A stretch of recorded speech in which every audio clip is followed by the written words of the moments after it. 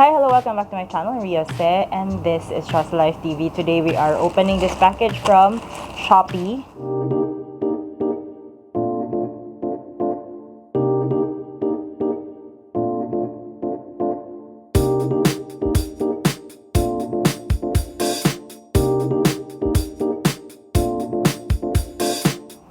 Bibilisan ko because I have lots of things to do today.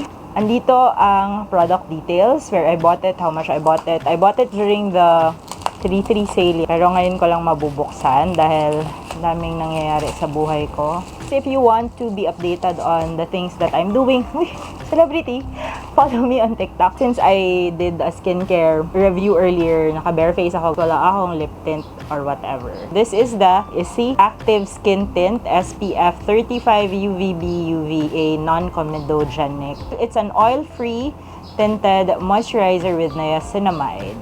The shade Sand. Usually, when I'm buying or asking for recommendations, kahit na yung mga nasa counter mismo, they would usually recommend to me something na medyo maputi or their lightest shade. I don't like that. Not because na in denial ako na maputi ako, but I don't buy the lightest shade because number one, warm yung tone ko. Yellow yung undertone ko, so it warm. But I'm lucky in a way na sometimes even when I use neutral products with neutral undertone or cool undertone, okay lang.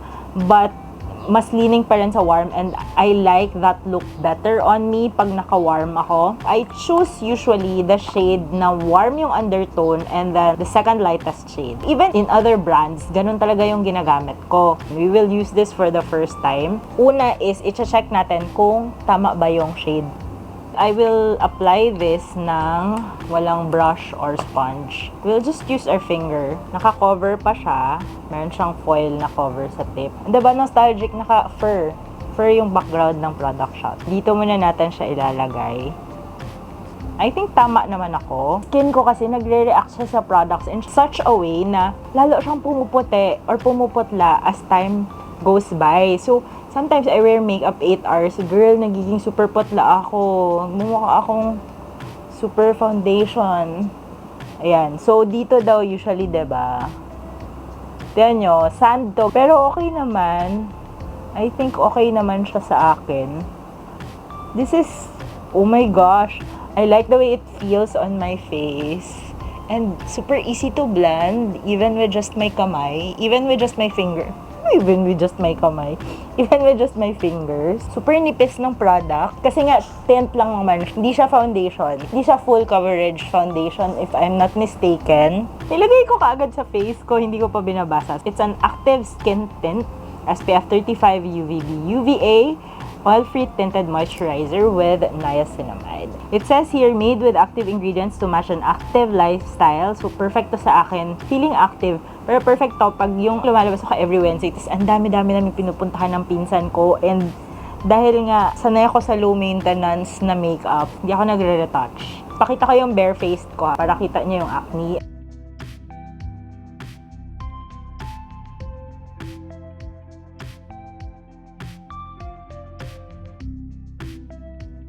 I'm so happy with this tint. Gagamitin ko to tomorrow. Ang problema ko na lang is kung anong powder yung gagamitan ko over it. Oh my gosh, I super love this. Loving it. I'm loving it.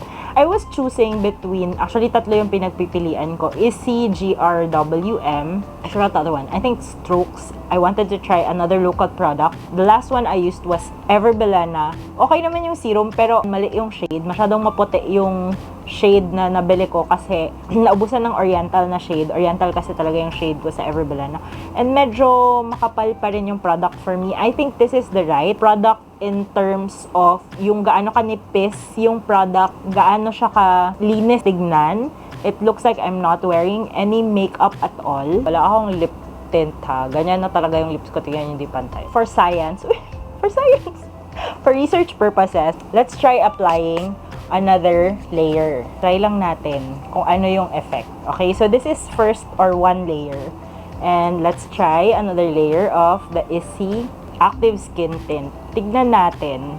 Same amount lang din. Hindi talaga ako mahilig sa makapal na makeup unless ibang tao yung mag-a-apply sa akin. Hindi ako confident sa skin.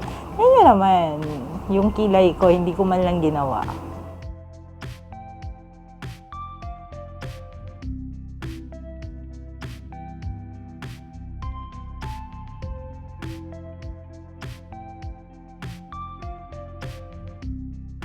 Ganyan yung difference niya. Pero, pag nag-blend siya, okay talaga.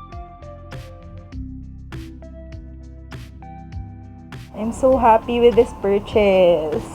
Sana legit. Malalaman natin bukas dahil lalabas ako bukas at Wednesday. Marami kaming gagawin ng cousins ko. Ang problema ko na lang nito is yung powder and the fixing spray that I should use. Kung may recommendations kayo for aging skin, yeah, I'm 41. Magpo-42 na ako next month. Na dry. I need fixing powder. Maganda daw yung fixing powder ng GRWM. Baka yun yung bilhin ko next. And fixing spray. Kasi paubos na yung fixing spray ko na ginagamit. Sometimes I use yung Anclutes pa rin and then minsan aloe vera. Basta Lux Organics. Ito na yung 2 layers.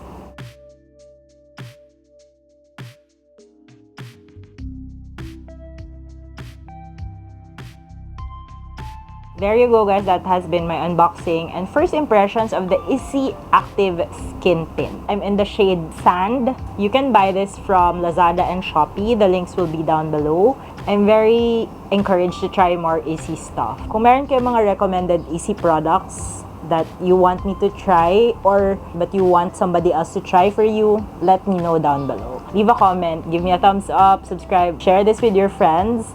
Let me know if ano pa yung mga products and brands that I should try. I'm trying to focus on local brands. Thank you guys for watching. Marami pong salamat. If you still see the watermelon over here, please look at the information down below. Read, wear a mask, practice social distancing, drink water, be safe and healthy. Marami pong salamat. Thank you guys for watching. Amping antanan. Bye!